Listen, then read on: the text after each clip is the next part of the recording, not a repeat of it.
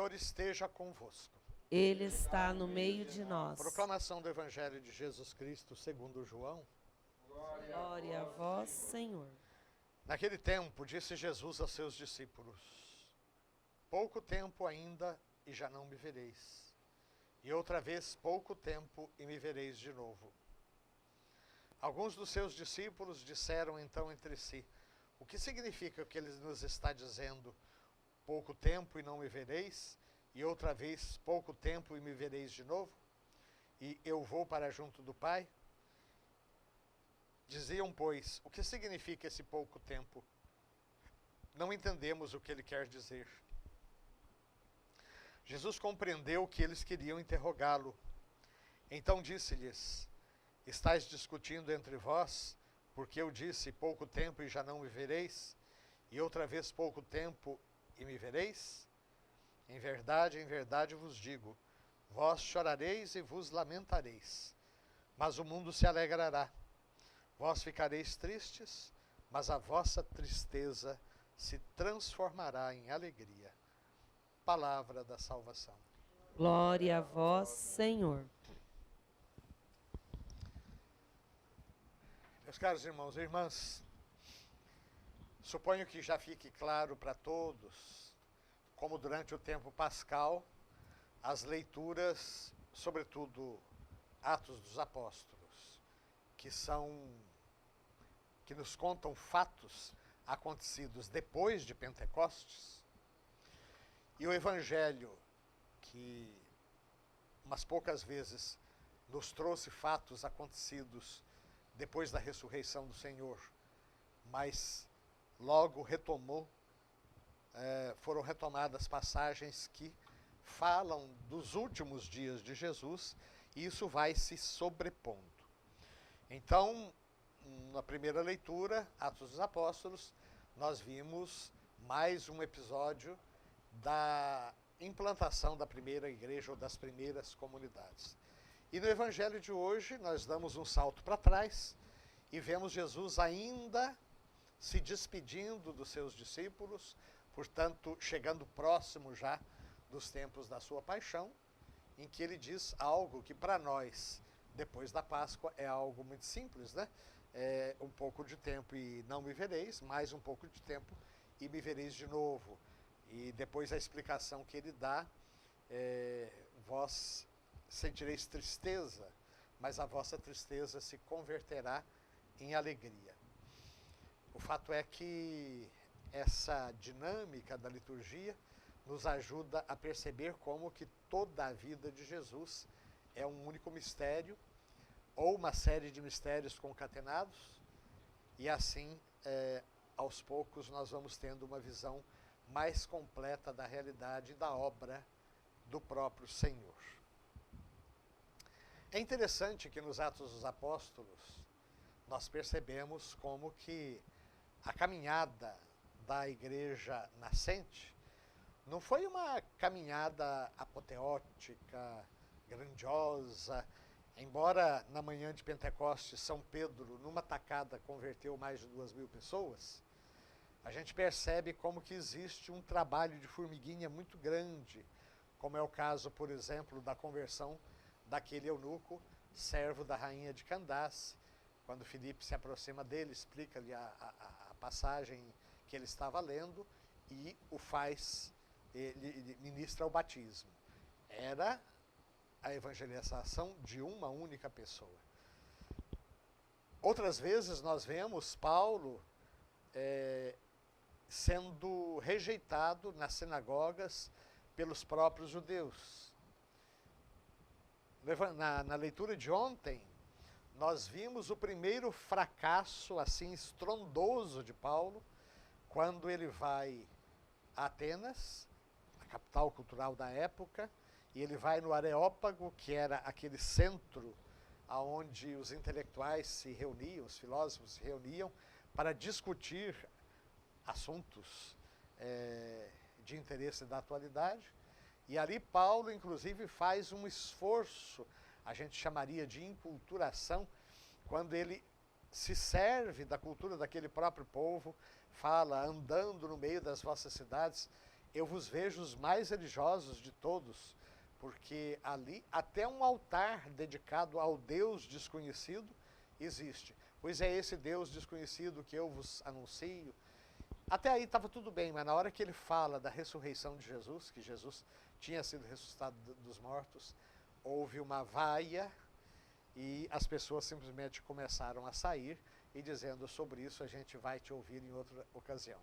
Mas alguns poucos aderiram a Paulo, que se mudou, e Paulo foi embora de Atenas e, pelo que me consta de todas as narrativas, ele não mais voltou. Então, como vocês veem, a caminhada da igreja que nascia não era uma caminhada triunfal, assim, que vai arrebanhando as pessoas. Não, uma caminhada marcada pela perseguição, pela rejeição, por esse trabalho, repito, de formiguinha, que nós precisamos resgatar. Sabem, hoje, cada vez menos nós somos maioria, nós católicos, maioria nas estatísticas no Brasil. Existem regiões do Brasil onde nós já somos minoria. Então, é muito cômodo, e já a Conferência de Aparecida, em 2007, dizia que é preciso uma conversão pastoral, e uma expressão que o Papa Francisco usava muito, sobretudo nos começos, porque ele esteve em Aparecida, estivemos juntos lá 18 dias, em que ele lembrava que é preciso abandonar aquelas estruturas caducas que já não mais contribuem para a evangelização, e descobrir, aí já é São João Paulo II, né, novo ardor, novas técnicas, novos meios, novas formas de missão. Mas, sem dúvida alguma, numa sociedade conectada, onde as pessoas têm milhares de seguidores e alguns milhões de seguidores, se a gente for dizer quantos amigos daqueles seguidores nós temos, o número fica realmente muito reduzido. E por detrás das câmeras, dos computadores e dos celulares, nós nos escondemos e, quem sabe, até falamos tudo aquilo que nos vem à cabeça, sabendo que o outro que está do lado de lá, se ele reagir, vai ser apenas com palavras, mas não existe risco de uma agressão física, de uma exposição maior. Mas isso tudo faz com que, rodeados dessa nuvem de seguidores e de contatos, as pessoas vivam cada vez mais sozinhas, solitárias, isoladas, tristes. E com tudo isso cresce essa epidemia de suicídio sempre maior. Então, redescobrir esse trabalho de formiguinha que marcou tanto a igreja nos seus começos, de ir de casa em casa, do corpo a corpo, do anunciar o evangelho pessoa a pessoa, de estar disposto a gastar tempo com um único irmão que precisa, do que com multidões. Isso sim vai solidificando cada vez mais a nossa própria comunidade cristã. E um último detalhe: não nos preocupemos com os nossos fracassos. Essa talvez seja uma das grandes dificuldades e um dos grandes erros em certas metodologias de educação dos filhos, porque as nossas crianças e jovens e adolescentes estão cada vez menos resistentes a frustrações. A gente percebe isso na universidade, a gente percebe isso até com um ou outro candidato à vida religiosa ou ao sacerdócio. As pessoas não estão acostumadas com frustrações. Os pais não deixam que o menino enfrente dificuldades, quer cercá-lo do bom e do melhor, não pode nem pisar no chão, na terra, que aquilo já é perigoso, e quer brinquedo, compra, tudo que quer dá. Conclusão: na hora que chegam as primeiras provações, porque a vida vai provar. Vocês não tenham dúvida disso. Essas pessoas estão desestruturadas, elas desabam. Elas não sabem como fazer, elas não sabem como resistir. O seu organismo espiritual, mental, psíquico, não tem os anticorpos, né, suficientes para combater o vírus do desânimo e para enfrentar justamente as oposições e os fracassos que a vida vai nos trazer.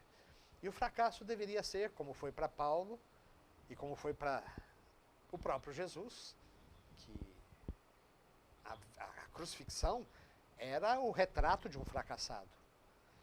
Mas tudo aquilo foi o pontapé para jogar-se nos braços do Pai e sair vitorioso ao terceiro dia na sua ressurreição. E para os outros apóstolos, santos e mártires, a mesma coisa. Morreram sem ver os frutos, mas sabiam, como São Paulo, um é o que semeia, o outro é o que colhe, mas é Deus que dá o crescimento. Que o nosso bom Deus nos abençoe, abençoe todos os nossos agentes e abençoe de uma maneira muito especial os que têm a responsabilidade de educar, seja seus filhos, seja seus catequizandos, seja seus alunos, para que efetivamente os preparem para a vida. E dizer que a gente pode ser tudo o que a gente quiser, não é verdade, não. Querer é poder, até certo ponto. Reconhecer os próprios limites, reconhecer as próprias fraquezas e fazer delas trampolins para saltos mais altos, aí sim nós estamos diante de algo profundamente humano e cristão.